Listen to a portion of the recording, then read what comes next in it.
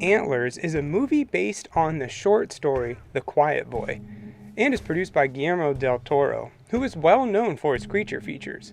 But other than that, I know nothing about it. In fact, I haven't even seen Antlers yet. So what are we waiting for? Let's go to the theater and watch this thing.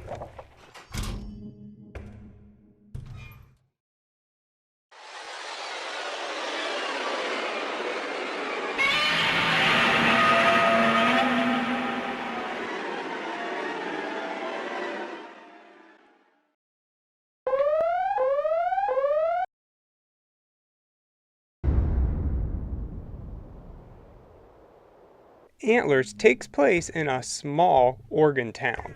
It seems like the town used to be a successful place, but due to the local mine shutting down, everything's gone downhill, and all the citizens have resorted to doing drugs to pass the time.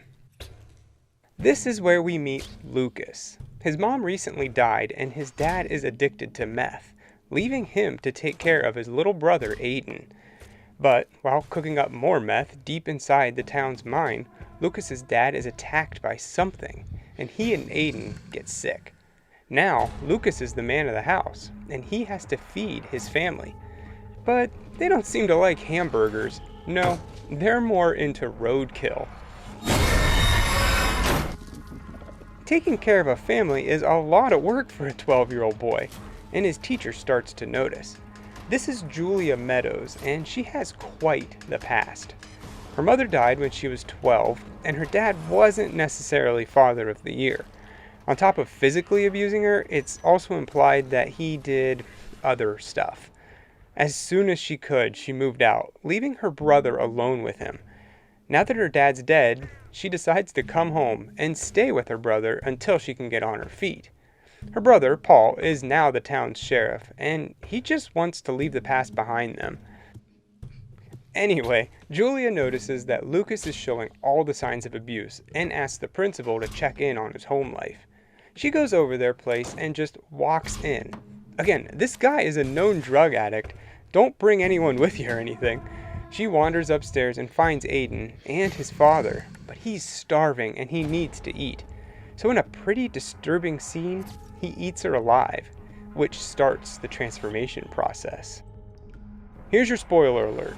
Lucas's dad is turning into a Wendigo. If you don't know what a Wendigo is, well, the movie brings in your token Native American to explain. The story goes that a long time ago, weather forced a man into starvation, and eventually he had to resort to cannibalism to stay alive.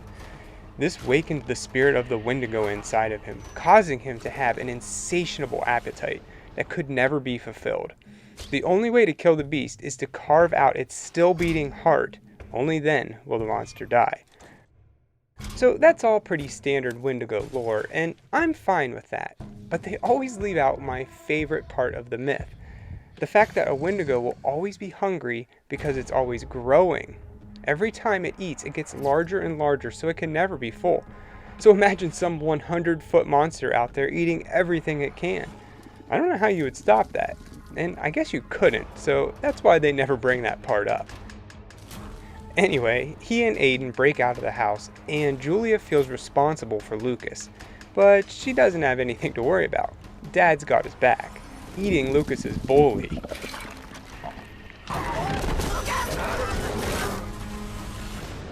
She takes him to the hospital anyway, and eventually they release him to stay with her.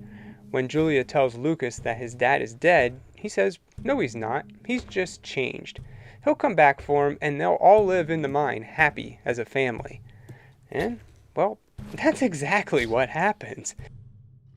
Julia goes to the mine for the final showdown, and she walks in, not really knowing what to expect. But eventually she finds Lucas and a fully developed Wendigo. And boy, does this thing look great. It's exactly what I would expect for a monster from the lore. She shoots it, but of course that does nothing to a monster. It's not until Lucas stabs his own father with a pocket knife that Julia can reach into his chest and pull out his heart.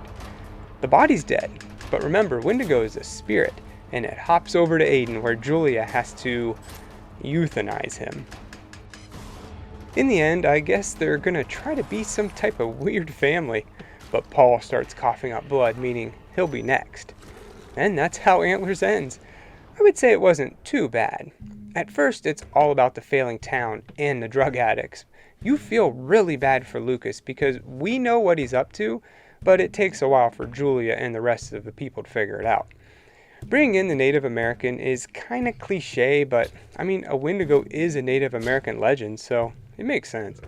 Jeremy Thomas did a fantastic job as Lucas, being a quiet, broken boy where family is everything. It's well shot, too. It always feels like a foggy, wet fall day, which makes it a little bit more spooky. And speaking of spooky, the end creature is something you have to see. Just fantastic effects. If you're into Wendigos, or just creatures that are a little different, watch Antlers. I give it 3 100-foot Wendigos out of 4. Excuse me, this is a myth. For you, yeah.